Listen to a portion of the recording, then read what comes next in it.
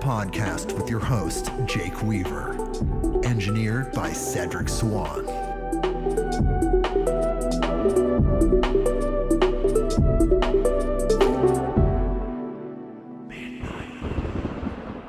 Hey everybody, you're not going to believe this. This is the biggest, the most people I've ever had on this podcast. I have 1, 2, 3, 4, 5 people, 6 including myself.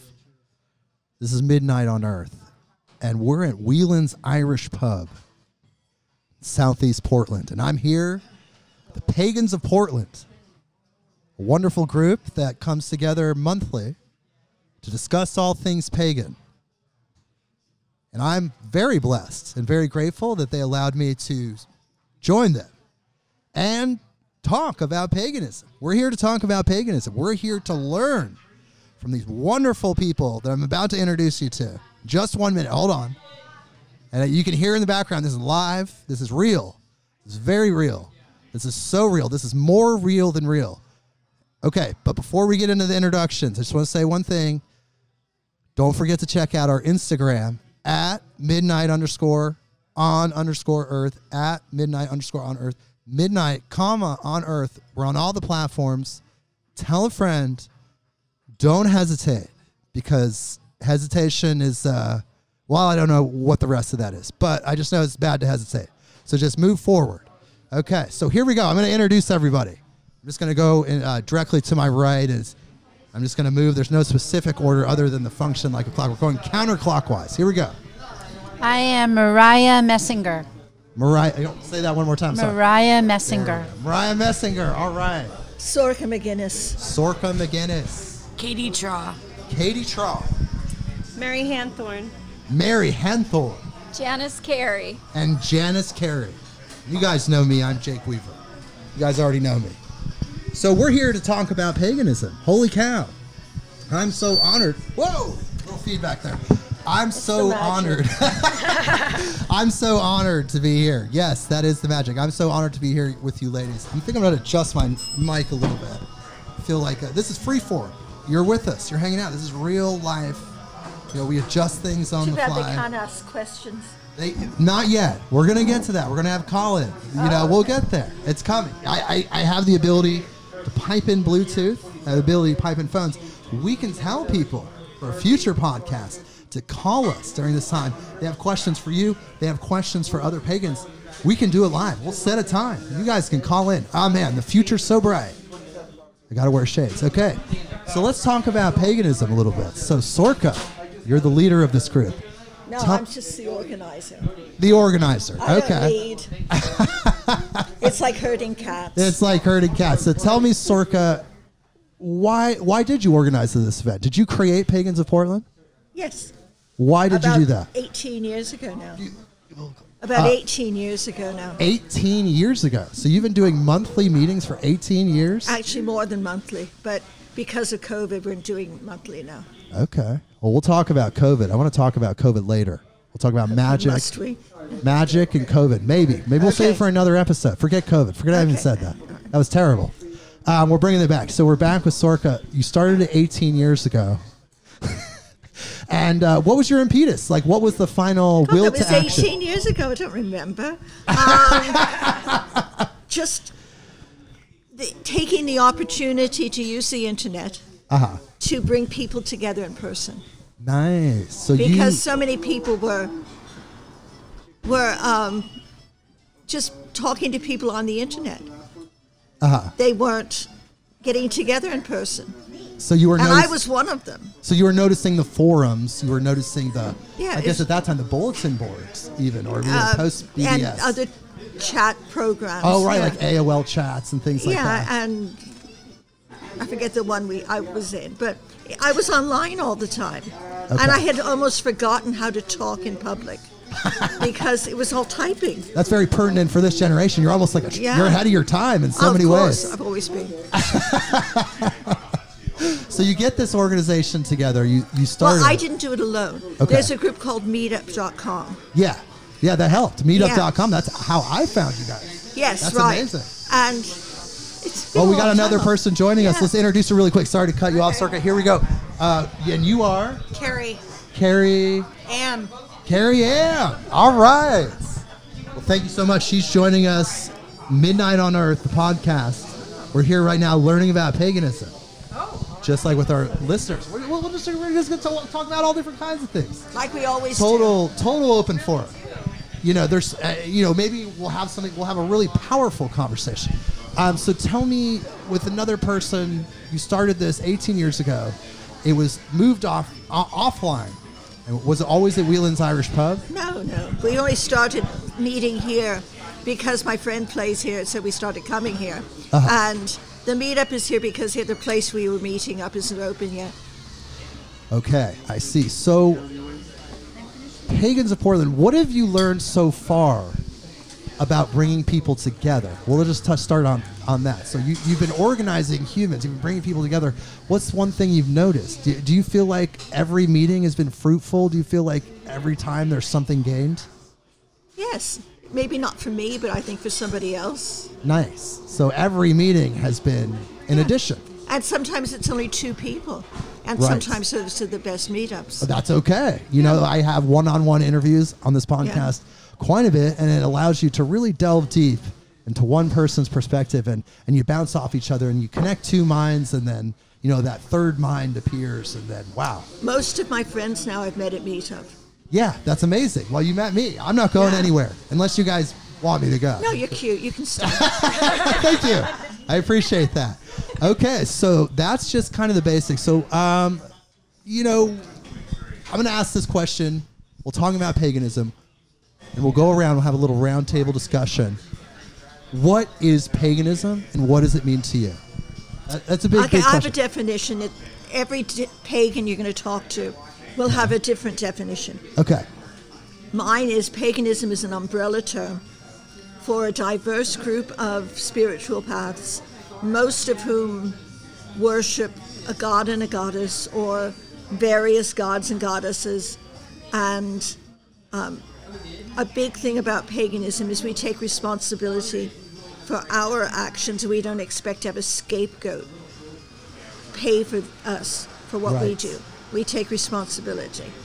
Whereas in other religions and other theories of other belief structures, they have a scapegoat. Right, and paganism, no, you take responsibility for your actions. I like that. So that inspires us to behave better. And then what does it mean to you as far as like how you live your life as a pagan?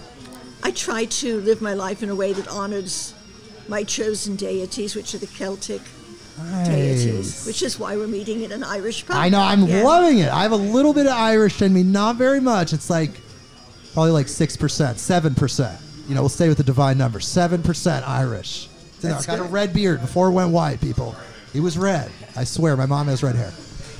Okay, so I guess we're going to move around and tell me your name again. I'm so sorry. She's Katie. Katie is new to paganism. Katie is new. And she wants to learn. She has a desire to learn, passion to learn. Definitely. She wants to know more. So that's why she's here. And you've done a little bit of research into paganism. Otherwise, you wouldn't be here. Yes. So what do you think paganism means? What does paganism mean to you? Even if you don't have a concrete definition, just what does it mean to you? And then right now, that's an evolving definition, may change in 5 years. Yeah, definitely. Honestly, the one thing that did attract me to paganism, backing off on what she said, it was you, definitely. I just knew who you were all along, and I came here, I was like, there you are, Well, it was because I like that it can be personalized, that everybody can change it the way that it best suits them, and you don't have to follow a structure. You don't have to have a rule book. There isn't, this makes you qualify, this makes you not qualify. It's like kind of your own thing. one thing that I've gathered from it that I really like is this whole like idea of like a law of attraction. So like what you put out there is really what comes back in your life. And like if I put out good vibes, if I put out good intentions, and I'm nice to people, then it's expected that those kind of things I will notice and will come back into my life. Definitely. And so that's one thing that I really do believe in strongly because of how the experiences I've had in life. Like if I was doing bad in life, if I was hurting people, bad things would happen to me because of the decision I was making.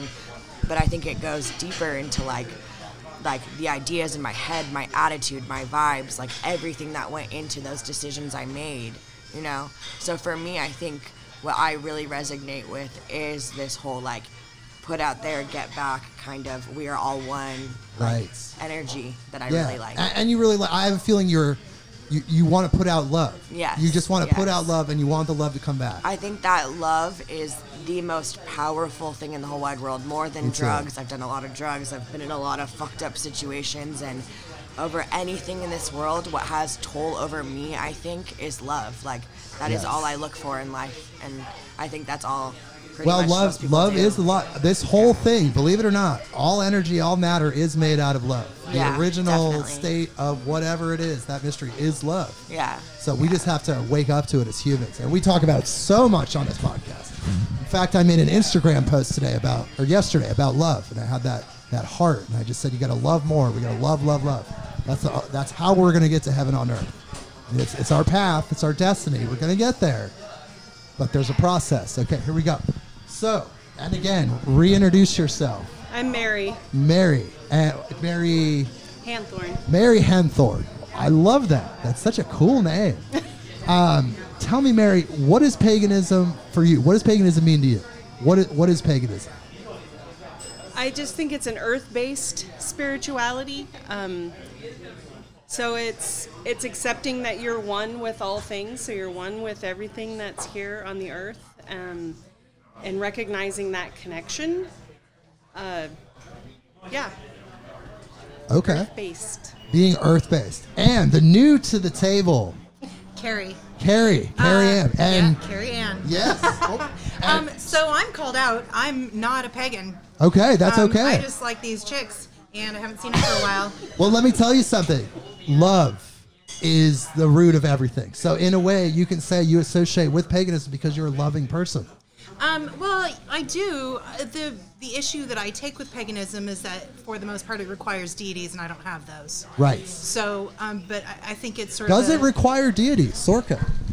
Paganism would. Okay. But you can be a witch without any deities. You can be an atheist. Oh, I love this whole microphone back and forth. I feel like a real-time piece of equipment. This is legit. It's happening. Yeah, Yes. So I don't have deities. I don't have gods. But I am a full-on tree hugger, and I'll get under that pagan umbrella, which I think just sort of covers.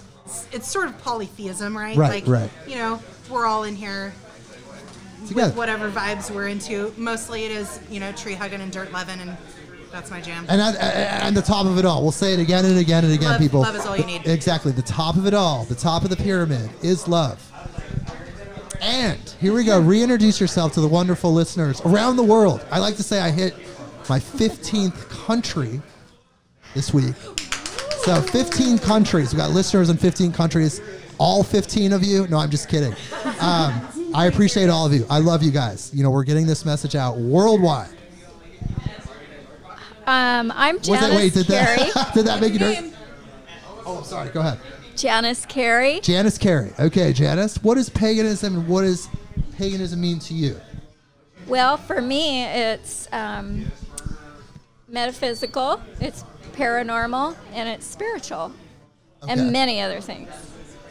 Okay. So how is it? How are you working with it with your life? How is it in your life? Like how is paganism applied to your life, or what place does it have in your life? Oh, I use it continuously. It guides me. Really? So I'm tell me more. I use a pendulum. I channel. Channel? Yes. Oh! I want to know more about channeling. What do you channel? Extraterrestrials. Oh, baby. This is exactly what we love on Midnight on Earth, baby. Tell me more. Ghosts. Ghosts. Oh, God. I even channel animals. Wow. People's pets. Wow. I can tell when sometimes I can tell when somebody's lost a loved pet because it'll be right next to me, following me. And when we get in the vehicle, it's in the back seat. I just feel. And then I talk to the person and find out the truth. So you're incredibly empathic. I'm going to say you're super empathic.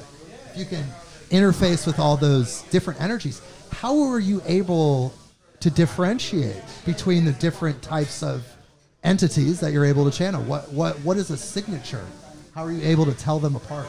I'm not always able, but sometimes people can see entities around me. If I go for acupuncture or massage, sometimes the practitioner will be sensitive and can see these different beings, and they'll tell me that I'm channeling Pleiadians or Zeta Reticulans, or and sometimes I channel people's loved ones, and they'll ask for a certain message to let them know who it is, and then they'll realize it's their father or whoever. Wow, you ladies are all so amazing. This is just out of control. We're going to talk so much. We could do a whole I could do a whole podcast with every single one of you. Last but definitely not least. Hi, I'm Mariah Messinger. Oh, wait a second. This is what happens when I smoke cannabis. I already did, didn't I? I started with you. No. I didn't. I started with Sorcha. Okay, I'm sorry. Let's start this over. I'll cut that part out. I promise. Okay. Mariah Messinger. Mariah Messinger. Okay, so tell me. Oh, right, the question. That's where I got confused. It's okay, listeners. Maybe we won't cut that out. It's real talk. We're at Whelan's Irish Pub. What is paganism, and how does paganism apply to your life? What does it mean to you? So I want to start with when I was 4. Okay. And I used to tell everyone I was a witch. And I was. Obviously, I still am. And growing up in the 1950s in New Jersey, people thought I was weird. So I've always had kind of that stigma. And then in my 20s, so I just kept that going. Like, I felt like I could cast spells. I always had instant karma, which I felt was part of being a witch. Like Sorcha was saying, that you have to, you have this obligation as a pagan to live a better life. And so I felt like the instant karma was teaching me that. Like, I'd say something or think something bad, and then something would happen, and I'd be like, oh, okay, can't think that. So could we expand on that a little bit more? Tell me about what do you mean as a pagan you need to live a better life, or you're working towards living a better life? Well, I think it's the same message in all the religions, in quotes, is to just be a good person on the earth. Love, care, and I believe paganism is the same message. That's the common message of all religions. That's what I feel too. It's like the golden rule is what we have in common with all the other religions. Just treat people like you want to be treated. Yeah, it's unfortunate that so many people get caught up in so much dogma. The yes, rules. I agree. I love how there's no rules in paganism. I don't play by any rules. And let me tell you, I've been rewarded by divinity many times in my life, and I don't play by any of those rules. But tell me more. So then at around 20, I started getting every book I could find out of the library that covered like every religion that I knew at that time. And in my 20s, I read all those books about Judaism and the Tree of Life and then astrology, like everything. I just pulled it all out as much as I could and kind of created my own. And I've been a soul practitioner, but I've got to Portland, and I thought, I just got here a year and a half ago. So when I came, I thought, well, who am I, right? I'm starting this whole new life. And what resonates with me? And I thought, witches. And so I looked on Meetup, and it said, witches. And I thought, that's me. And then I came, I've been coming almost a year now, I think. Wow. Well, except Wow. 6 months where we didn't meet. Right, well, yeah, that's true. But, you know, that's what happened to me. I was suggested this group by Meetup as I was trying to connect with all different kinds of people, ayahuasca people, you know, the Portland Psychedelic Society is someone I connected through Meetup, and I felt the same way. I was like, witches? I'm there. Like, sign me up. Wait, what's this? Sorcha? Who's she? I better email her now. You know? Ayahuasca people, I'm there. What's the story with that? Well, let me tell you, in Eugene, we can get off topic. We can do whatever we want. Yeah, This good. is a total open forum. In Eugene, they have a church. It's called Sacred Therapy, where they do ayahuasca sessions with people. It's becoming worldwide. Is it legit? It's legit in a way that they're... Yes. It's legit because it's not going to be the same experience that you're going to get if you go to Peru. You hang out with a Peruvian shaman, because the ayahuasca that they brew is far more potent than what you'll get at, let's say, an American ayahuasca church. However, you're still going to have an incredibly powerful psychedelic experience, and it's going to be magical. You're going to, if you're a pagan, if you're into Celtic gods, you're going to interface with all those Celtic gods and the spirit they call Mother Ea, which is a very living earth spirit. You want to talk about earth spirits? Holy cow, Mother Ea is the earth spirit, one of them. And a lot of people that take ayahuasca interface with Mother Ea, and they all talk about it. You can go back and listen to Chris Dyer, visionary artist on Midnight on Earth. We had an episode with him. He does ayahuasca sessions, and he talks all about it. But the one in Eugene, the one that's local, is called Sacred Therapy. We're hoping to get them on the podcast. If you're hearing this Sacred Therapy, I'm calling you. Call me back. Get on here. Yeah. We're trying to learn about you. Yeah, exactly. I'm promoting you right now. And, these people have these controlled sessions with professional people, and they have, transformative experiences. And that's what it's all about. And, Can I say something? Oh, of course. Yes. So in my experience, it's a little disrespectful of La Madre with ayahuasca to say I took ayahuasca or I did ayahuasca. Yes. You sit in ceremony. I agree. It's very ceremonial, it's very respectful, and your interface with that spirit, if you approach it with a respectful and a clean body, you go through a process of cleaning your body before you do that as well.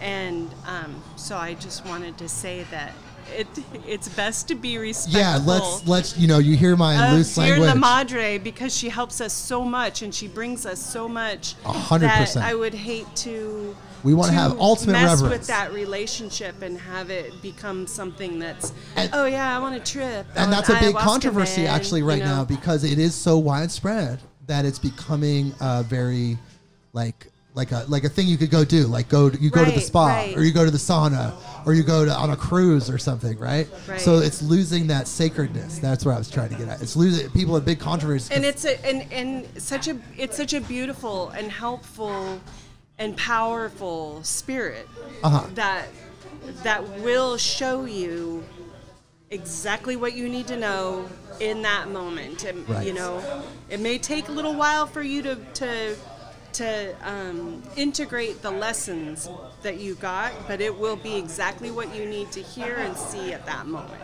Yeah, and it was my experience. Wow, so you had an ayahuasca experience?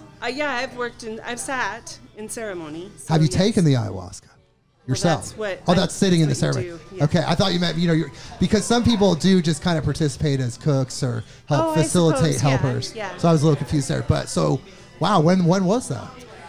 It's been a few years. It's been and where did you do that? Probably 3 years. There's a group here in Portland. See, it's spreading like wildfire. It's everywhere. It's one of those things you kind of have to know somebody who hooks you up. Right. So there's private shamans doing smaller ceremonies, it sounds like. I think so, yes. Because there's also big groups now, doing that. Like I said, Sacred Therapy, and it's blowing up. It's becoming huge. I'm right in the middle. I'm a middle child. I love Buddhism. I'm all about being in the middle, of everything. Right in the gray area. So I just don't know, because I see it benefiting people, but then I see the sacredness being lost in the process. No, actually taking the ayahuasca. Janice? Right? Mariah. Oh, Oh my gosh, I'm so sorry. There's so many names. I'm trying so hard. No problem. Janet, yes, Mariah. So you're wondering if it's like a sweat lodge, but really it's similar, but what you're doing is you're taking an actual shamanic drug, which is an ancient shamanic drug, which is a process. It's actually called ayahuasca. It's 2 vines. Okay. So it's an ancient South American, specifically, shamanic drug that's been used thousands of years. So they combined 2 vines. They found these 2 vines. How they found these 2 vines, I don't know. One has DMT in it, one vine. The other vine, I know, she knows. How did they find it? Because they ate it first. The second vine is what's called an MAO inhibitor. Okay, so if you were to eat the DMT vine normally, it'd have absolutely 0 effect on you. You'd have no effects. But combining what's called an MAO inhibitor allows your body to process the DMT.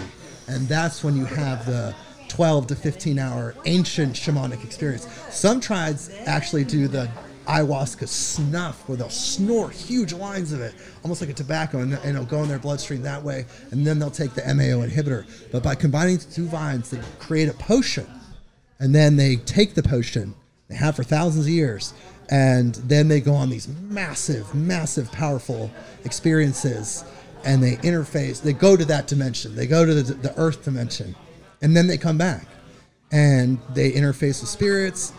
They have shamans guiding them, and mostly people do it for healing. They go to get some healing out of it. It's not necessarily for maintenance, I don't think, but people do it to heal from trauma or various, trying to purge negativity from their lives, things like that. I highly recommend it. I've only smoked DMT. Oh my goodness. Well, I'm so blessed to bring that to you. Midnight on Earth. Look at the good we're doing, people. One life at a time. Mariah, we're helping you. We love you so much. It's just, you're a blessed goddess. Human on Earth. So what can we talk about next? So, well, I want to bring up something that kind of applies to the ayahuasca getting very big and popular. When that happens, it kind of is prone to lose some of its specialness. And its spirituality. That's happened with witchcraft as well. Yeah. The Harry Potter thing. Oh, God. People think that we all think Harry Potter's real. Wait, I thought you guys were all Hogwarts, right? Or yeah. I mean, we might like it a lot, but it's not real. It doesn't work like that, unfortunately. It doesn't work like Bewitched did. I mean, I wish I could wiggle my nose and have my kitchen cleaned. Oh, man, wouldn't that be epic? That would be excellent. But, and then a lot of people were into The Craft, that movie. Oh, right, in the late 90s. Yeah. Yes. Well, it did. So you feel like these pop culture kind of gateways into paganism and witchcraft diminish and dilute the energy that's there, because they are working with magic in a way. People use it to diminish it. I don't know that it actually does do. It's because of the ego-based intention. No, it's behind because you get all these 14-year-old kids playing witch rather than actually figuring out what it really is. Delving into the spirituality, delving into personal development. Oh, sorry, go ahead. It's not where, I want to be a witch, tell me your spells. No, I'm sorry. That's not how it works. Yeah, tell me everything you know. There's a lot of aesthetic witches right now, too, where they're not really practicing, they're not educating, they're not learning about anything. They're taking cool pictures for Instagram, and look, I'm so witchy. Right. I'm a baby witch.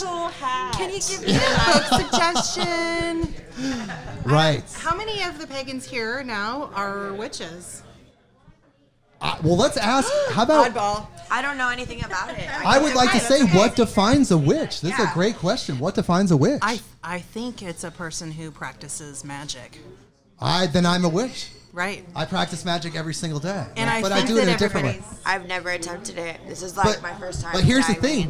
Here's a great question that I'd love to help answer. What is magic? I think that magic's different for everyone, and I think that everyone practices it in a different way. Right. What? Answer for that. Okay. Well, for me, magic is my pendulum, and my potions are flower essences. Okay. So there you go. So it's So the that's your manipulation magic. of energy. So you're saying that you used your energy, your magic, to create products that are magical. Your I potions actually don't create the flower essences. okay. Yeah. But you add magic to them. You I- bless them, or perform a ritual, enchant them. What do you- No, they are the magic. Ah. See, what I've learned about magic in my life is that magic is using your will and intention to manifest things in the physical plane. Now, it doesn't necessarily have to be a thing. It could be an emotion. It could be a movement. It could be all these different things. But you using the workshop of your mind, that not your brain, because so many people think your mind is your brain. Probably your gut flora. Yeah, it's actually nothing physical. It's nothing physical. Your brain. It's not supernatural. And it's not supernatural, but it is connected to the infinite. So you use your mind to create things in your imagination. It's energy. And then you make that energy happen in the third dimension. And That you thought nudge comes the into form. energy. Right, and that to me is magic. But, of course, it's different for everybody, and magic can have so many different things, including that. Well, the goal ultimately, right? The goal is to manipulate energy. Yes. So whether you're manifesting something physical or you're, affecting a change in the person next to you or whatever, right? You're just manipulating energy. That's the goal. With your intention. With your intention. Boom, Or and with your will. your tools or with your mouth, because words are spelled. Right, but it starts with the will. But that's amazing. Very important. Yes. With cooperation. You need the cooperation of the earth energies. You need the cooperation of the energies to manipulate anything. So it's you wanna your work- intention, but you have to get something to cooperate with you as well so that you can put those two together. So you have to get it in harmony with what you're trying You to. have to be in harmony with something. How do you in order get to in get that to harmony work. with something?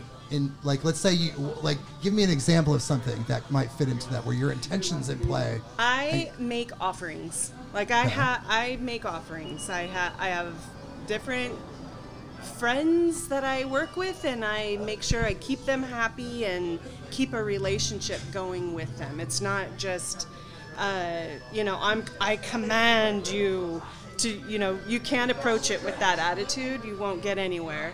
Right. But if you cultivate that relationship, then you can affect some change, some manipulation of energy. And that's magic to you. I think that's magic, yeah. Wow. I think magic can best be defined as technology that you don't quite understand yet. Oh, definitely. I've definitely said that Yeah, before. it's like electricity. I mean, most of us really don't understand how that works, but we accept that it does. And electricity is neither negative nor positive. It just is. It can be used to toast your bread. It can be used to electrocute someone. And it's the intent behind the way you use that tool Okay. that defines it. There's no black or white electricity. It just is. Your intent can be negative or your intent can be positive. So what would you say is the difference then between black and white magic? So that would be I the don't intention. believe in black and white You magic don't believe? Oh, tell me why. because of what I just said. Really? Magic just is, like electricity Okay. just is. So the intent of the person makes it. can be malevolent or beneficent. Well, we can say the same. It's funny because we can say the same thing about money. Because Or prayer. right, money, you can do incredibly Exactly. good things with it, or you can do incredibly bad things with it. Yeah. It just depends on the intention of the person. So it's just like Exactly. energy.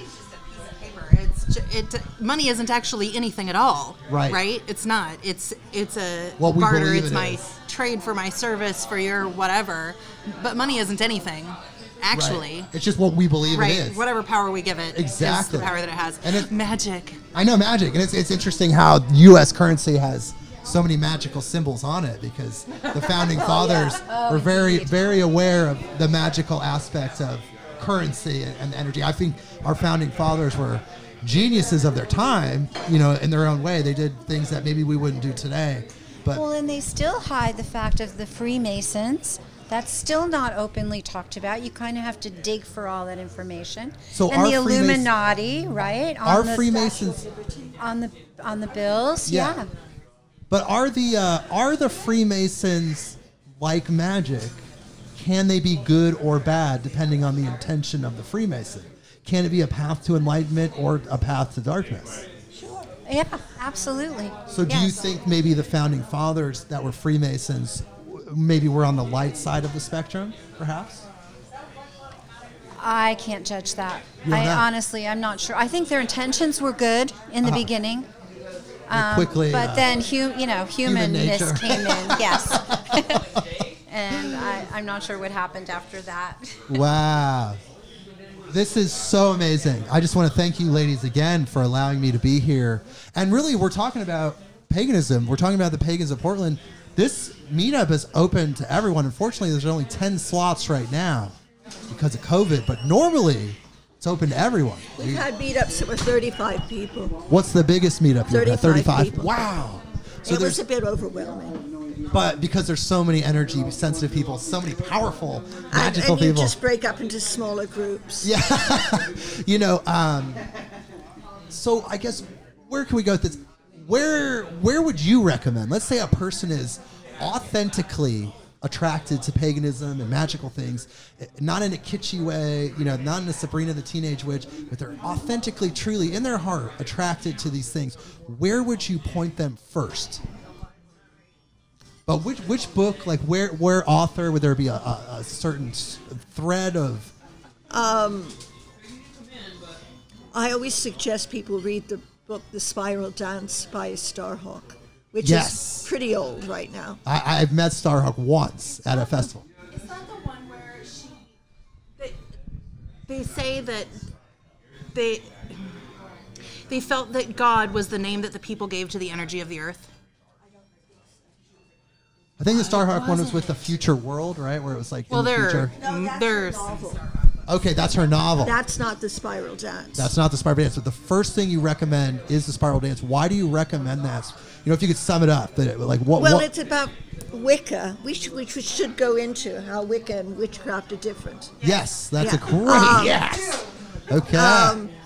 But back in the 80s when she wrote it, Wicca was pretty much a generic term for pagan witchcraft. Okay. Which it really shouldn't have been, but it was used that way back then. It is no longer done. Right.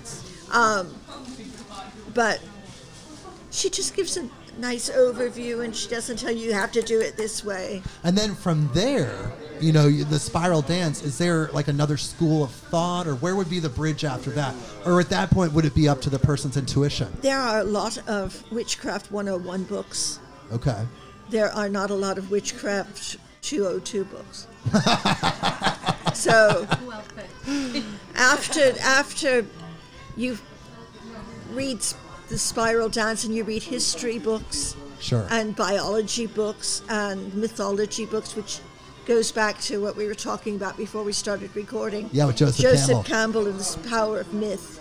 Right. I think that's an excellent book. Okay. To start with as well. Okay. Do you guys have any recommendations, like in your path? I started with a book called. I started with a couple of different books. So, this is a Carolyn Meese book that is about chakras, which was my initiation into energy or something different. And it was Anatomy of the Spirit. And I think it's old. I think it's probably written in the 80s, maybe. Anatomy of the Spirit. Right. Sounds amazing. What a title. Yeah, and she's written a lot of books since. But she's very down to earth. Anyway, that was a really good one. There's another one I read. Paganism is an earth-based guide to spirituality. Okay. And I think one of the authors was Higginbotham. Okay. So that was a really good one. Okay, wow. To read. But what I would say is that once you start like looking for that, and like you said, somebody who's really like serious and really like reaching and really wants to authentic. Meet people, those people will come into your life. Yeah, and that gets back to the law of attraction. Yeah. That you were bringing up. I'm learning. Katie. Okay, I'm getting it down. By the end of this, I'm going to know everybody's name. That's what Katie was saying earlier, the law of attraction. Once you get in the frequency, once you get in the vibration of those earth-based religions, of that knowledge, you will attract what is on that frequency. It's actually science. Einstein talks about it. You can't help but attract the things the frequency you're on. It's actually science. But what about you, Janice? Do you have a recommendation? Well, speaking of that, the book that I just recently got into is the Holographic Universe. Ooh, and I know that one. What? I do know that one. It's amazing. It's amazing. Yes, yeah. because it probably is a holographic universe, but not in the Matrix type sense, in the sense of like a computer simulation.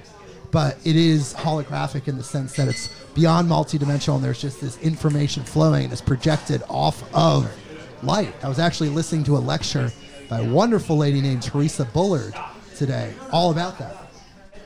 Yeah, I don't really have anything to add to that, but you were talking about frequencies and energy, and that relates to the holographic universe. Yes, I'm loving everybody's contribution here. This is so amazing. And do you have one that you might want to recommend for starter people out there? Well, for me personally, I became interested in the tarot cards at 22 years old. I had a mentor, and she taught me a lot. I read the cards, and they're kind of associated with witches, I guess. But the way I learned to read the cards, it wasn't like, oh, you're going to meet a young, handsome man and get married, or this was more substance to it. And the way I read the cards, people actually think I'm psychic, but I'm not. I'm just reading the cards, and then it's how it applies to them. Like, you might get a card, and I might get a card, and it's totally going to mean something different to each of us. Like, say we're each on a precipice. That's what the card is saying. But your precipice is going to be different than mine.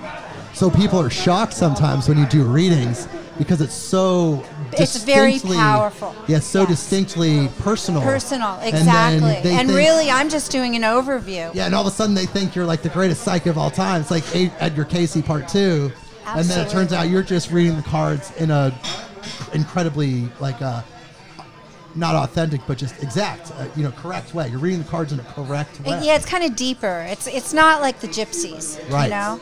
Right. And then for me, Aleister Crowley was my first introduction into the tarot cards. Okay. So. And how do you feel about Aleister Crowley now? Because so many people, they go back and forth with him. He's either like the coolest guy ever, or the worst guy ever, or somewhere in between. I think he fit perfectly into the era that he lived in. I love that answer. That is literally one of the best answers I've ever heard about Aleister Crowley. I've thought that before. And it's absolutely, I feel the same way. Yeah. Because, But that's how it was then. Yeah, for better or for worse, it is what it is. And, I personally, I love a lot of the teachings of Aleister Crowley. I think about, do what thou wilt. It's the whole law, love under will. Oh, that's my favorite. I have that written. I look at it all the time. Well, it's funny because people always forget the second part. They always say, do what thou wilt. And they think it's a license to hurt people and hurt things and just go crazy. But they always left off the second part, which is do what thou wilt, is the whole law, love under will. Well, I said it wrong, but you know what I mean. Like, they leave out the love under will. Harm none. Oh, yeah, do what thou will and harm none. Love is the law, love under will. Right. So people always leave the second part out because they always forget. First part. Right. It's just, exactly. They want to make rules. They either want to make rules or they want to take the love away. We don't want any rules, but we want all the love because love's infinite. Now, those are words that Wiccans use a lot. What's do what thou will? And if harm none, do what thou wilt. Yeah. But not all witches follow that rule. You don't ascribe to that? I am not a Wiccan. I do not care about your threefold rules. Oh, no, this is... I don't care about your... no rules. Not even Crowley. No rules. Nothing. What about love? Let's say, what about love? Would love be your primary starting point for your functions and decision making? I mean, maybe. Would that be a rule? To just be love? Is that a rule? Nope. Yay! No, I really don't have any rules. Yes. No. But you also didn't let me suggest a book. Oh, no, I'm so sorry. Rude. I know I don't mean to be rude. I'm just you guys are so amazing. It's just it's overwhelming in a good way. So as a kid, it was Buckland's, right? That big blue book. Buckland's. Tell me about Buckland's. It's full of all the rules. Oh, no. And all the suggestions and the rituals and the tools you just have to have. And you don't have to have any of those things. Okay, that's... I'm sorry. No, so, yeah. So Bucklands. For me, yeah, So Bucklands, it's a book about witchcraft, which is chock full of rules and rituals. I don't think so. I think it's witchcraft. It is Witchcraft 101. Like, literally, that is probably what the title says. But there's so many rules that it totally turned you off. But I just don't get along with them. And I'm not interested in subscribing, whatever, to someone else's set ideas of what ritual should be, of what my tools should be, of what my beliefs should be. Yes. I don't get along with any of that. Right. So I'm like chaos. I'm a chaos witch, right, technically speaking. So I That's don't a have cool rules, name. I like right? Chaos Witch. Look into it. Yeah. It's a thing. But is chaos a higher form of order that's multidimensional and we can't understand? Isn't the natural state complete order? What are these words that you're using? I don't understand. No. You understand. But I love talking to you because you're so intelligent, and I'm loving your responses. For me, and for a lot of people, probably, like, the harm none thing doesn't work. I will hex your ass. Do not cross me. Okay. I promise you. Good to know. Yeah. I don't care. I don't care about harming you. Generally, I'm not going to give you anything that I don't truly believe you deserve. Right. And I know that, there's a good chance I'm going to pay for that some kind of way. So you understand law of karma. So you do have some kind of I understand law of karma. Morals. It doesn't affect me in this life, right? Right. Actual Morals. karma. Well, we did talk about instant karma. I don't believe in instant karma. Karma is, but then it's not karma. Karma doesn't affect you until your next life. That has to do with a Hindu, a Buddhist religion. Karma doesn't belong to instant. Yeah, I have to say, I've experienced instant karma in my life in very silly ways, but also I think it's just different for everybody. Well, like you I said, just don't think it's called karma. It's not. That's the wrong word. I've always called it that, but that might be the wrong word. It's an instant return to some action that you took. You Okay. know, action, reaction, okay. right? But it may not it's be. Not karma. It might not fall in the karmic law. Wow, this is so amazing. I need 2 mics. This is. You have 2 mics. I know. This is mind blowing.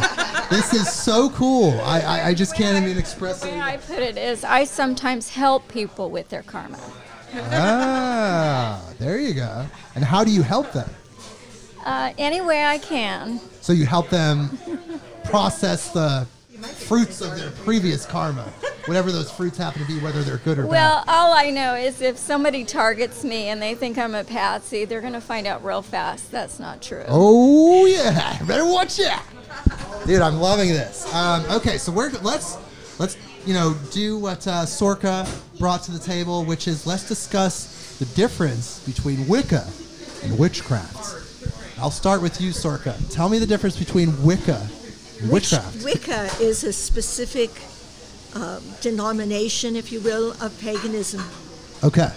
It has several subgroups, but not all witches are Wiccan. Ah. Not all witches are pagan.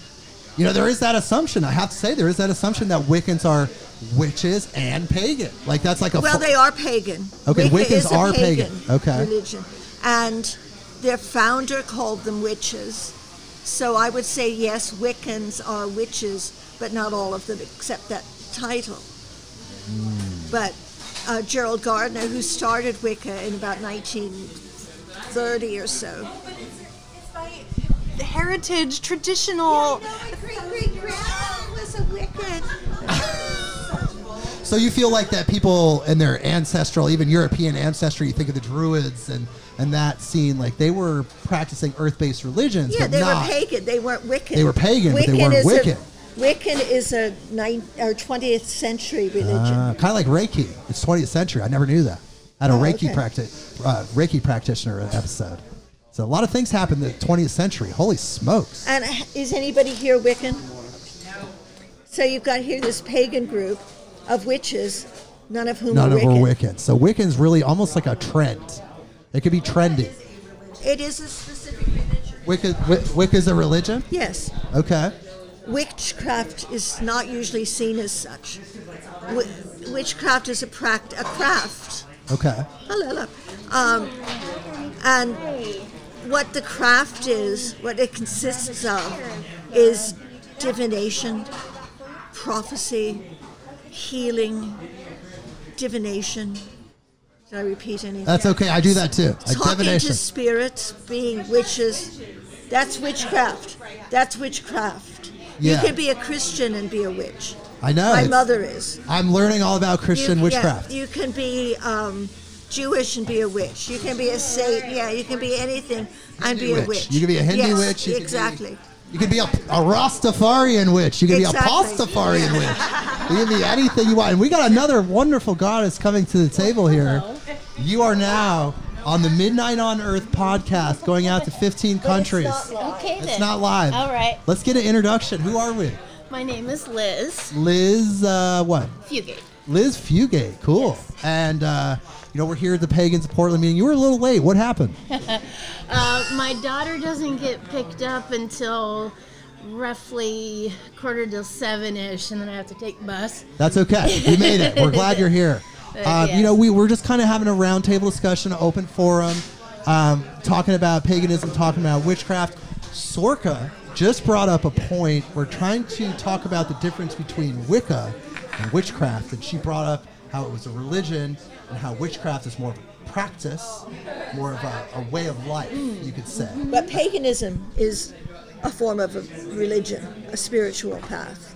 Right, and paganism can show up in different ways based on your culture, true. like you were saying, the Irish culture. Broader. Yeah, so we were asking just earlier, what's paganism mean to you? We can go back to the Wicca and witchcraft thing in a second, but we're here, Pagans of Portland. What does paganism mean to you? Well, I guess when I think of it in just like the dictionary term, it just means recognizing the existence of more than one higher spirit, higher entity, maybe something Deity. that you worship, deity perhaps, yeah. For me, and when I say, rather than just saying like more than one God, that's my take coming in on it, because I don't feel like I really worship anything. I pay homage to. Okay. It's more of a, and respect and like acknowledge more than just there being, I'm more pagan than monotheistic. And I don't usually use, I didn't use pagan as a term for myself much until more recently, actually. So what made you make the change? Just really actually being more open about my spirituality, like just talking to more people about it and trying to find a term that was easier to use with other people without them immediately having like you're a black magic cauldron, blood drinking witch, or you're like a foofy. Yeah, exactly. Like the wig. Okay, exactly, you got it. How I would put that. Yes. I've done too. I have Sort of an introductory term. I've chosen words that people can wrap their head around, because really I'm not any of those words. Right. But you have to create thought forms for people to grasp in So order I to just understand got the bigger the things. closest to my to what- belief system. Yeah. But it's a good thing too. So maybe we'll go clockwise now. So we started with Sorcha. What do you think the difference is between Wicca and witchcraft? Like, what? Or actually, really, we kind of established that. So, what is witchcraft for you? Like, what is? Do you practice witchcraft? Yeah. How so? Well, I do rituals as you might think of a witch in Like a classical sense. yeah, like I practice rituals on a more occasional level, but then I also, the way that I go about my day, I employ little rituals like just even the way that I view things around me. I like. You put it through that filter. Through that filter of like seeing, like maybe not everybody will go, oh, what is that? thing in nature mean, but I won't, you know. Right. And the way that I see that is through my own filter. So you put it through the witchcraft filter. You're reading nature. Yeah. You're reading the omens of the day, the simple things. Yeah. And so you're having that well, the shaman's perspective almost. Another way you could put it is the God's eye view or the bird's eye view. I think we try to be more conscious Yeah. Yeah. Yeah. of what's going on in the world. And what about you, Mariah? What do you think? About Wiccan? About witchcraft and Wicca in general. And what witchcraft means to you. Well, quite frankly, Wicca was just explained to me. I never knew that definition. Hey, that's what we're all about on this podcast. We're learning, baby. We're learning. And then witchcraft for me is very, very much like, what's your name? Liz. That Liz just said. I am a witch. I don't know how else to say that. Right. I live my life in that frame of mind. In that frequency, in that dimension, interfacing with that. Exactly. And getting information and then from a lot, like I said, I read so much about all these different religions, and I relate to the American Indians and, you know, just all this, the spiritual in the world. I relate to the spiritual. Right. So if I see, like, sometimes I'll think, like, if a hummingbird is the first thing I see in the morning, like, I'm like, oh my gosh, it's a hummingbird. That hummingbird came to me today. And then I'll look it up in an American Indian tarot book that I have. And what does that mean for me this day? And what do you know what the hummingbird means in that example? Did you see a hummingbird, or were you just using that as an example? I can't think of the hummingbird. Just the other day I saw hummingbird, though, and I haven't had a chance to look it up. But you've had other omens in your life and things, signs and oh, things absolutely. like that. Oh, yeah, all the time. And you're always reading it and you're looking for it. Absolutely. And the interesting thing... It comes to me. It comes to me. And the interesting thing is I feel the same way about my life.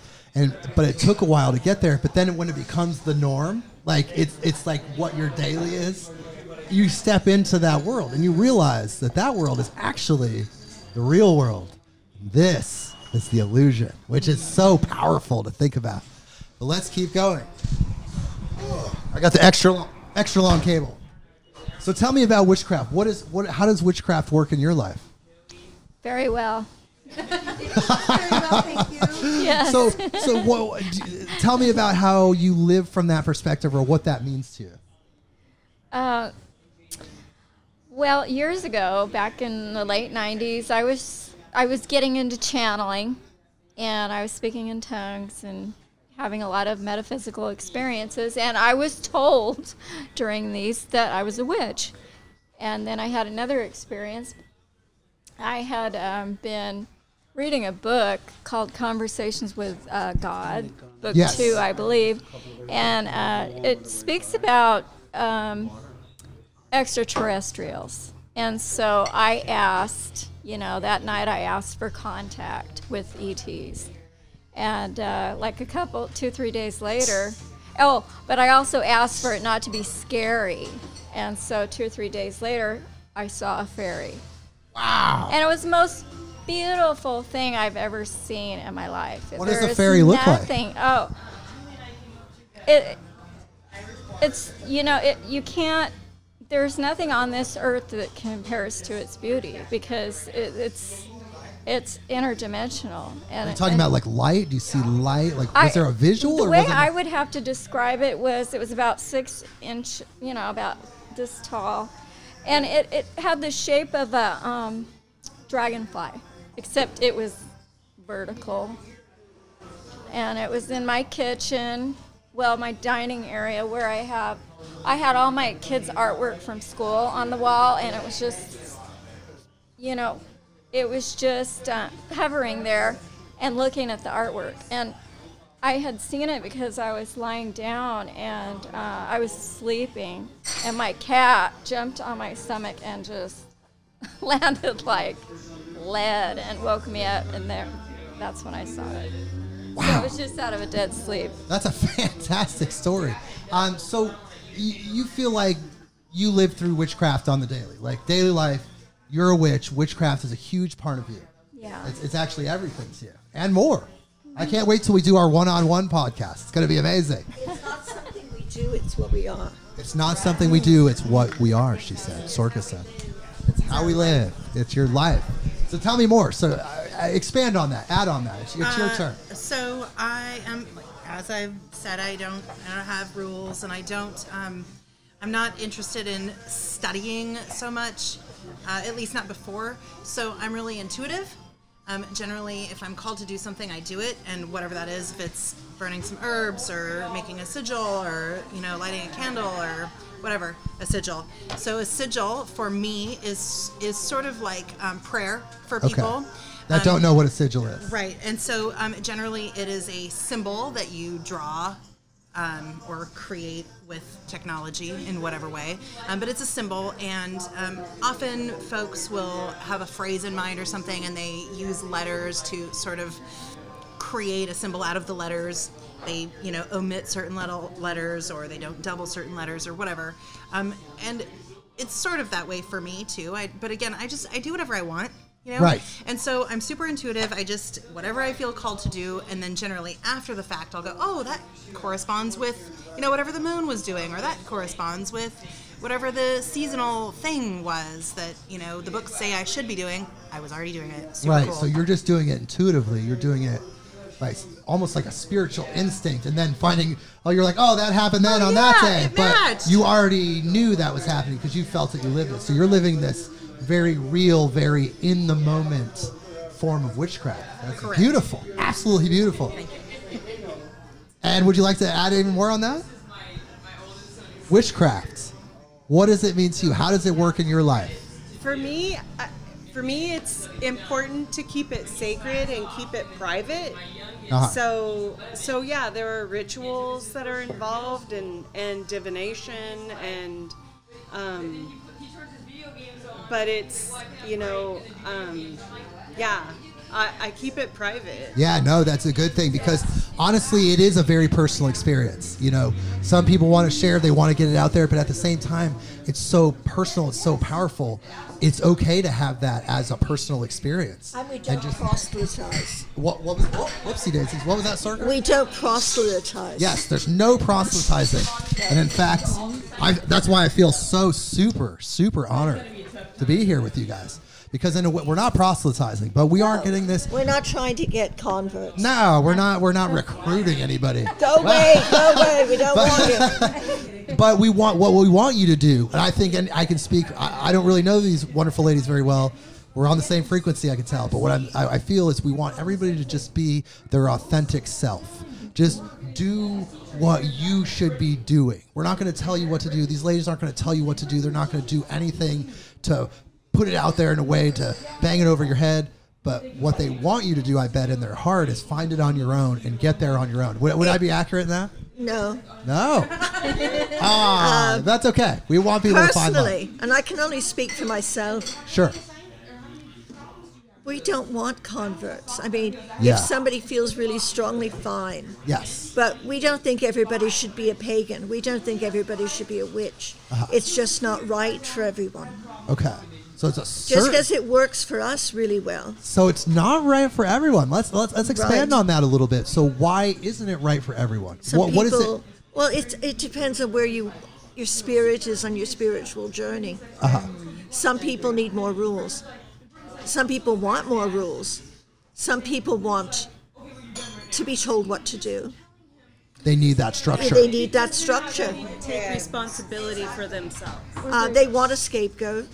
Yeah, we talked about that earlier. They want to be able to do whatever the fuck they want to do, and then get forgiven for it. Right. That doesn't work for us. Right. So you want people. That's an interesting. Own your shit. You need to own your shit. You need to take responsibility for your actions. Whatever you've done to hurt someone or help someone, wherever it's at in life, whatever you've done, take responsibility for that. And if you've hurt someone, do your best to make up for it. Do your best to heal. Let's say a person. Okay, so there's certain philosophies, certain religions where you have a scapegoat, and then you're saying you take responsibility for that. Let's say a person has done something, they've hurt someone, maybe not like murder, but they've hurt someone, and they feel awful about it. But they want to take responsibility for it. How does a person take responsibility for the horrible or hurtful things they've done in the past. Are you talking about a witch or just anybody? Just a person, a witch, or anybody. I guess a witch, for coming from the witch perspective, how do you take responsibility for your actions? Well, if you're a witch, you think about, is it justified? Mm-hmm. If it's justified, most of us say, well, yeah. And then what if you you look in your past and you realize you did things that maybe you regret? How do you own those things? You live your life in a way that doesn't do that anymore. And you actually let it go. You forgive yourself. You forgive yourself, yeah. The forgiveness is there. So you recommend people forgive themselves, and then that's how you take responsibility. And forgive others as well. Right. And then once that forgiveness frequency comes into play, then you're living a more authentic life. And then also, shit happens. Right. And so, you get not karma, but your shit back. Yeah. Yeah, and based on your environment, your situation, how you grew up, all these different things contribute to what situations you were in. Right. And maybe you've evolved, maybe you've grown. So if you can learn from it. Yeah, you try to find the good in it. I think that would probably be a good thing. I kind of look at it as when you take responsibility for yourself, you're pulling things back and making yourself more whole. You know, you're becoming more whole. Okay. And the more whole you are, the less likely you've got some injured part of you that's going to hurt somebody. So if you've done that in the past and you've looked into that, like what led me to do that? Why did I do that? What was my motivation behind that? That's pulling that back. That's bringing that back and making yourself more whole. So taking your personal responsibility is becoming more whole. Oh, wow. It's so if you feel powerful. Pretty gross about something that you've done, you can always offer something back, whether it's to a specific person or a situation. You can make an offering. Like, let's say somebody was like racist or something, then they go help, like, they grew up racist, they go help the African American community in some awesome way. Right. To kind of That's clean your up the offering karma. back. I'm cleaning the slate. Dude, this is so powerful. You have no idea. This is helping people. People are going to hear this, and it's going to help them because it's going to give them strategies to heal themselves. Speaking of converts, as far as what I do, the channeling and all that, I wouldn't actually want some people to do that because you have to come from a place of love, and you brought that up earlier. You definitely have to come from a place of love if you're channeling. Because could you attract lower entities that are darker? Like, let's say you're channeling hate, anger, and you're opening up a pathway. Yes. You're attracting that energy that you put out there, the darkness and hate. Yeah. You could attract something really awful. Yeah. And they'll want to control. What was that, Sorcha? I'm sorry? Negative entities feed on negative energy. Yes. And they want to control you. They want to take over your life. Yeah, they'll want to take over to sow more discord. Yes, because that's what they thrive on. Exactly, that's what they feed on. Well, it's really interesting that we're talking about this because my next episode is with the leading exorcist of Oregon. And he goes into homes. We're open for him. We talk to all different religions, different paths. We want everybody to come together. He'll want to have a crack at me. I know it. Yeah. Oh, yeah. I'm ready. Because I channel. No, we're doing an episode. I'm already feeling it. But the next episode of Midnight on Earth, people, tune in. But the next episode is about exorcism and demon possession, interviewing Bishop Cloud, and he goes around. It's only Christians who get possessed by demons. You think it does show up in Islam a little bit. I have to say, I do. But still, it's mostly a Christian experience. You don't see possessed Buddhists. Actually, witches don't believe in the devil. So what is the polarity? So, yeah, some do. But in what would general, the polarity be for you? Is there a consciousness? Is there a consciousness in that darker polarity, in your opinion? Like, is there like what if there's no devil? What is there like as the polarity? I think it's love and there fear. Doesn't have to be one. It's a continuum. It's like a pole. Here's love, here's fear, and there's anything in between. We don't think our deities are perfect. Right.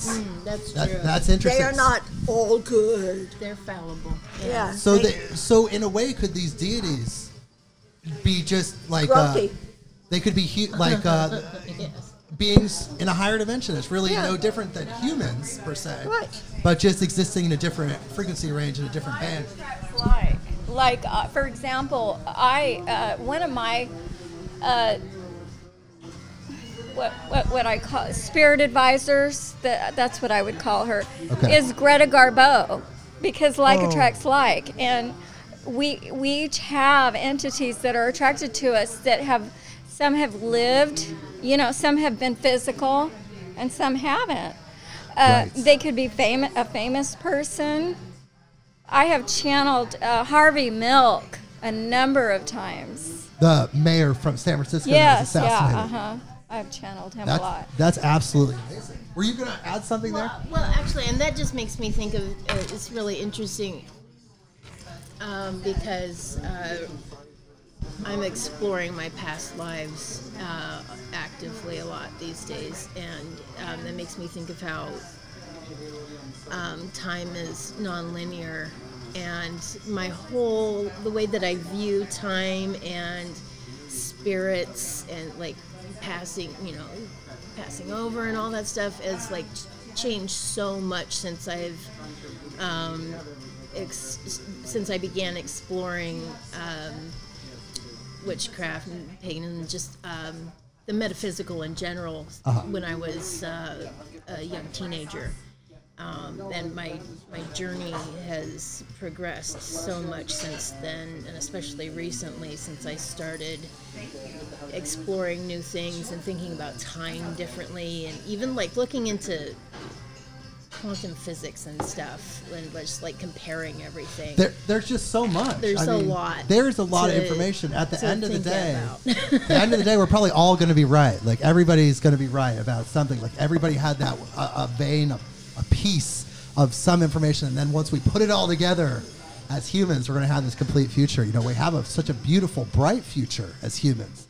I'm not the person that I don't think, and we can talk about this. It's going to be a great question. How about this? Let's just do this. Is humanity a virus? Sorcha, we'll go around the table. Is humanity a virus, or are we the blessed children of the Creator and the Earth? Or it could be a little of both, depending on where we're at. Is humanity a virus? Because that's so trendy right now. A lot of people are like very anti-human. From the perspective of the Earth. Yes. I think certain aspects of humanity are a virus. They sure act like a virus. Yes, and others don't. But we're not a virus. Like no, we wouldn't do anything. We are personal. a bit. I mean, we're driving cars. We're not perfect. But if you got to make the rules, we'd have no. We don't like rules. We don't like rules. But if you were in control, running the show, you'd be making different choices. I feel like we do recycling religiously. That's right. You try your best. Yeah, we where try we our can, best. where you can. And so maybe we're slightly less of a virus than people who don't give a damn about it. Yeah. And what do you think? Do you think humanity is a virus? Yeah, I do. And why is that? Is there a cure? Is there a solution that includes humans still being a part of the situation? I don't know. I think that's a really tough question, honestly, because I think that no matter what, every single person in the entire world, we could try our best to be perfect. We could do whatever we want to literally cause no damage to anything, but every single thing we do, we touch, whatever, has a cause and effect. And a lot of it can be negative, no matter what. The things we buy, the places we go, anything we do has a consequence. And so I feel like in that aspect, everything would be like a virus. Things take things use things. I think it's just, I don't think there is a cure. I just think that we just have to create more than we consume. Management, I guess. Yeah, everybody can just do their best to do the best that you can in the situation that you have, and not try to take out your shit on someone else, because it is true, we don't know really what's going on with anyone else. So yeah, in a sense, I think that no matter what we do, what any one of us does, shit happens, and it will continue to happen forever. I think just the only thing that makes it a little bit different about who's a virus and who's not are the people that do take responsibility, and the people that use a scapegoat. Huge. That was a huge segue, because you're not a virus if you're taking responsibility for your actions. and you're doing your best. And if we all do that, then perhaps we can create more than we can consume and tip the tipping point, as Ken Babbs, the Merry Prankster, was saying in a previous episode. What do you think? Humanity, virus? What are your thoughts on humanity as we are right now? I think humanity is a phase of life on this earth, and we talked about it earlier.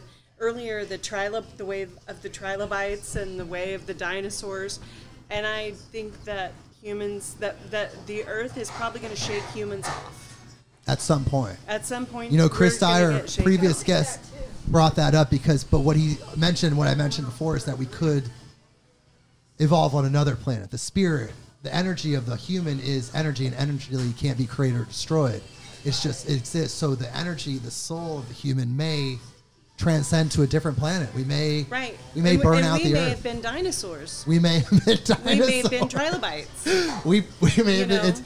It's incredibly possible, and that's kind of, we could have burnt out and then re-evolved in somewhere else. The soul's journey may be the permanent situation, but I think that the Mother Earth is going to shake us off, because we're consuming more than it's able to support.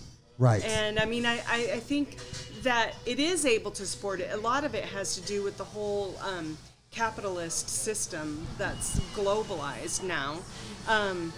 If we could get rid of that and change that mindset to cooperative, like more along the lines of like how the ancient Native Americans lived in harmony with the earth. You only took what you needed and you gave back. If we could take that up.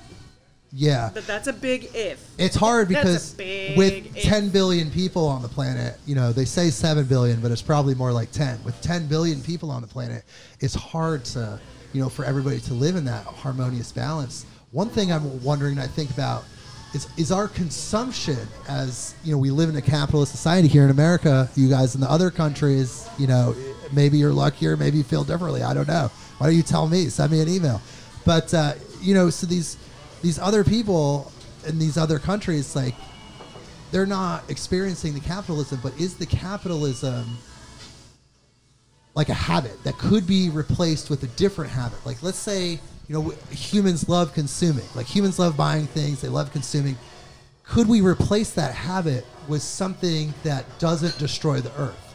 Like, with different technology? It's possible, because we've been taught to consume the way that we are consuming now. Right. I mean, that's not natural. Right. To human, that's not human nature. Yeah, the humans were going to the store every day and buying their stuff at Walmart or wherever the people get stuff. But we've learned that, and we've gone into this system where it's like, you really can't do it any other way, but this is how you got to do it. You got to put gas in your car if you want to go somewhere. And so it is possible. Right. So, but hopefully, is it probable? I don't know.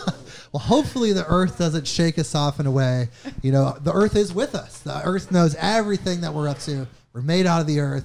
Our spirits, wherever our spirits come from, our physical body is made out of the earth. We're here with the earth. So it seems like the earth hopefully didn't create us to be destroyed or build a ladder to nowhere. I don't know. We're just an expression. Right. We're just an expression of the earth. So many PowerPoints. So even if we aren't here surviving, we're still an expression of this earth, and we will become something else. Right. My God, so many. So, dude, you guys are on fire today. Yes, and I'm deep too. This is why this is so functional and so amazing. I'm a frisbee. So, humans, you felt like we were a virus? Yeah, humans are gross. Okay, I say that too sometimes. We don't have to be. Obviously, we don't have to be. And there was a time when we weren't, and we lived with the seasons, and we lived with the land, and we were nomadic. And I think when we settled down and started farming, that was when we just fucked everything up. The cities, the industrial. Walls and fences. Oh, dude. When...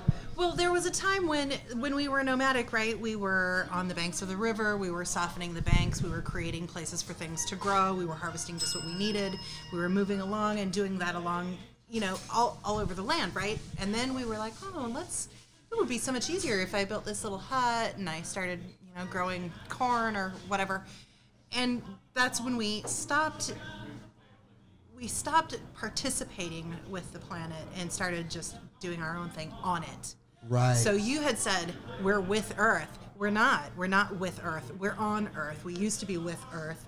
We're not anymore. Oh, man. So if we could get back with it, that would be cool. But it's unlikely because it's modern conveniences. It's so easy for me to get in my car and get on my iPhone and put on my, whatever. Right. There's so, but then how does it come into play though when you think about? Well, I don't know if you believe in extraterrestrials or not, but if there are extraterrestrials and they have this higher technology and they're able to travel galactically, intergalactically, and maybe even multidimensionally, they would have to have evolved past living on their planet and living in a kind of a Native American symbiotic relationship with their planet to get there. I don't make those kinds of presumptions. Right. Yeah, I don't know either. As far as I'm aware, I haven't met any extraterrestrials to have that. Well, that's why I said as far as I'm aware. So I'm not. I don't have that knowledge. Right. I don't know what they've done or if they've done. So you feel like we've gotten away though from where we should be? Oh, certainly. But how does human evolution come into play? How does human evolution? If we're just kind of moving in a very basic, not stagnant. I don't think I don't think that we're evolving. Okay. No. Why not? Tell me more. Well, I mean, because look at how we live, right? We're not becoming better. I don't think we're becoming better. I don't. I just don't. I think that we're becoming more awful every single day. Oh my goodness. Truly, and that's sad. And some folks are aware of it, but how do you convince everybody to be a nomad? Well, there's a lot of different ways to do this. Did you want to say something? Yeah, I do. I think that the key here is that is the loss of the honoring of the female as the earth. Yes. So if you when reaffirm we the goddess. started farming, when we took control over that.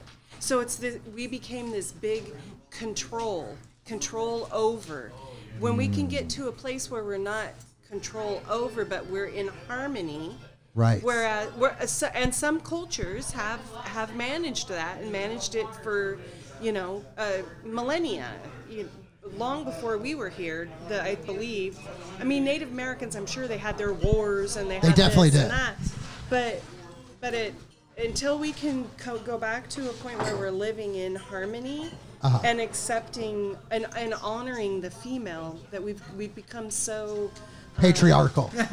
Well, yeah. Don't say it. Patriarchal. It is. No. I mean, I'm fully aware of it. You look at all there's that. like lots of different ways. I like to look at it as false yang, which yang, if you think about yin and yang energy. Okay. So it's yang. It's the energy of the do, accomplish, kill, harvest, it's that just gone crazy. And there's no honoring of the female. There's so much dishonoring of the female. Tell me about it. I talk about this all the time. I have 2 daughters, and we can't even watch movies. I don't even want to put on music. Like, let's not talk about popular music. You want to talk about dishonoring the female? It's awful. And we need to get back to a point where we're in balance, where the reverence. It used to be that way.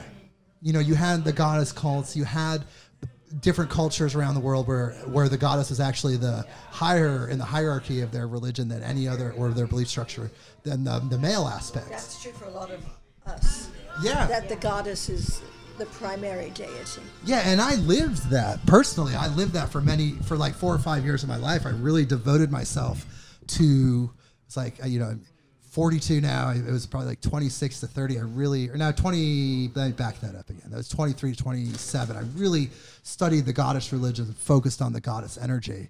And then because I was so, you get raised so patriarchal. You only see the male, the yang perspective, which is so powerful. But then you get back into balance. You understand that the masculine and the feminine, well, it's a law. It's the law of gender. So the masculine and feminine are an equal force performing different functions within each of us. within every human being. Yeah, and I totally agree. That I actually, it makes me think of the concept of twin flames. I don't know if anybody else here Is that that's like a soulmate, right? Yeah. Twin flames, people.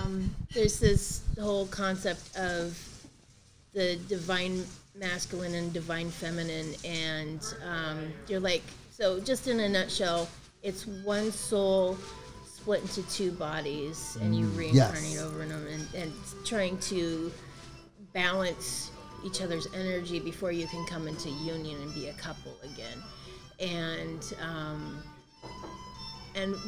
within that, there's also each person has to figure out how to balance their own energies. Right. So because we're balancing, even as really a woman, you're still talking about balancing both your masculine and feminine energies. Just like men, we have feminine energy or masculine energy, and we got to keep it in balance. Yeah, we both, men and women, and people who identify as different genders. You know, it's not a gender thing either. It's an energy. Thing. This is before the physical manifestation. Yeah. Okay. Well, our podcast usually run about an hour and a half. We're at the hour and 25 mark. So we can wrap, we can do a little wrap up, and we can say goodbye to everyone around the world, and then we can talk about doing this again, because we're going to do this again. This has just been fire. It's fire when you lose track of time and you're just engrossed in the conversation. I hope all of you listening were here with us at Whelan's Irish Pub in Portland, Oregon. You can hear the music in the background. You can feel us with you. Hopefully you gained something from this. Actually, I know you gained something from this. And I hope what you gained from it, you apply to your life. So we're going to go around in our final 5 minutes or so, whatever. We're going to go around. We're going to say one final thing. This is something that we each want to leave with people around the world. You have your moment. This is something you're going to leave with people. They're going to hear you, and they're going to apply it to themselves. It's going to help them become a better person. So what would you like to leave people with? We're starting with Sorcha. Oh, thanks a lot. Or we could do it. That's okay. She's ready. She's ready. There's a lot of pagans and witches around. So you never know if that nice lady down the street is a pagan or a witch. She might likely be. So it behoove you to kind of understand where we're coming from. We're not devil worshippers. Well, most of us. We're nice people. You're just loving human beings. Yes, we are. And you found a we're not normal. Well, normal's just biologically normal. Yeah, we're biologically normal. You have all your appendages. We're not pretending. No, you're living it. And we're living it. And it's something that's been around since time immemorial. Yes. You're just tapping into something that's already there. Since the beginning of mankind. There've been witches. Yeah, and you're tapping into something that's already there. Well, thank you so much, Sorcha. It's been amazing talking to you. We're going to keep this up for future podcasts. This is the beginning of a long and beautiful, beautiful virtual friendship. Helen. Mary, gosh dang it. I'm going to write everybody's names down. Your last name starts with H. Yes, it does. Okay, yes. That's where I got that. Okay, tell me, what would you like to... I'm going to get all these names down. I'm sorry, people out there. I'm going to write it down. You're going to see it on the online. And by next time, I'll have everything down. This guy a notebook. So, yes, there we go. I guess what I would say, and I don't know if this has to do with paganism or just... I would say just don't be afraid of your darkness. Okay. Your darkness, that you have to accept it and love it, and you're going to find so much power in that. That's going to allow you to be who you really are. So I would just say don't be afraid of your darkness. Embrace your darkness, but then if you feel like you're doing something that might be hurting yourself or another person, people should correct that.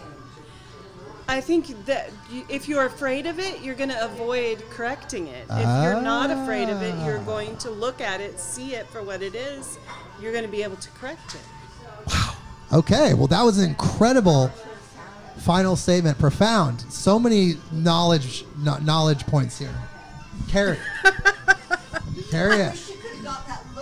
I know. I don't have anything profound to say. Oh. Do what the hell you want. Have a good time. Yes. This is your one freaking life. Like, whatever you're called to do, just do it.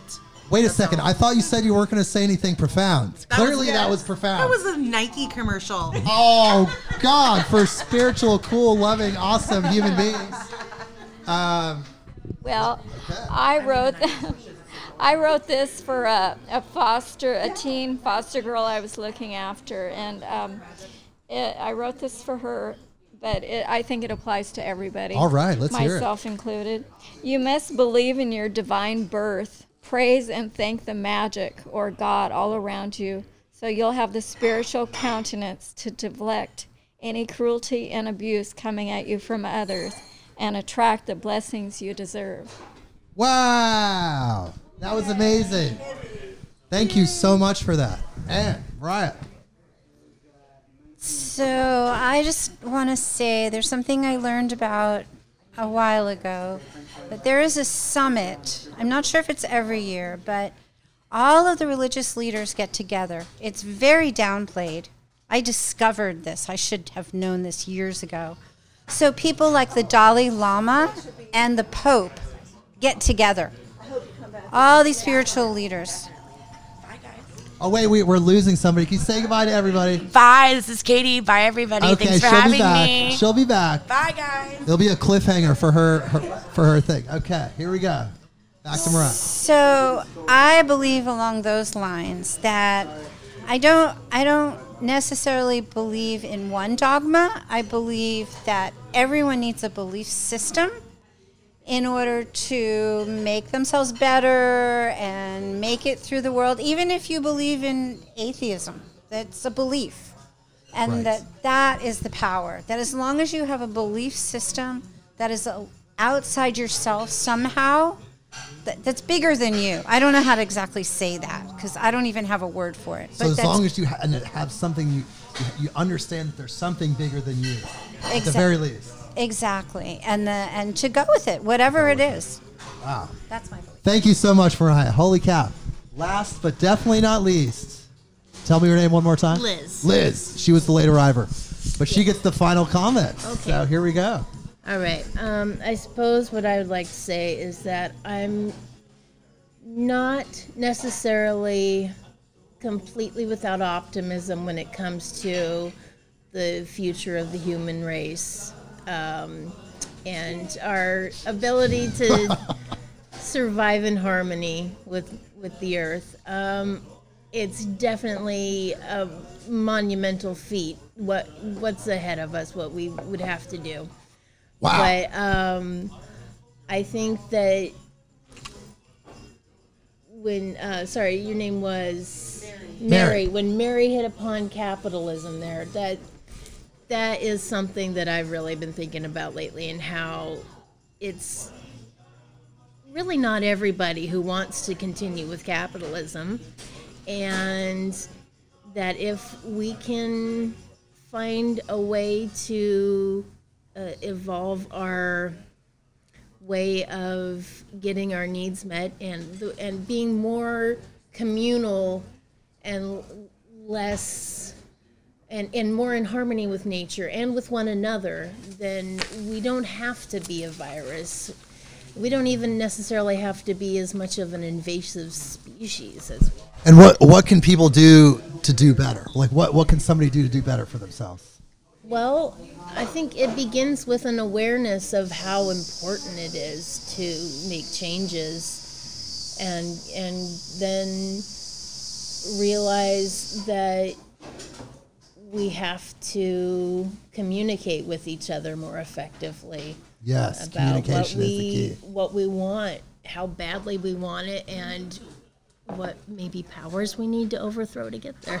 Yeah, and there's a lot of different ones, baby, because let me tell you, globally, and I know that we have a lot of international listeners, globally, you know, there's all different kinds of manifestations of evil all over the globe.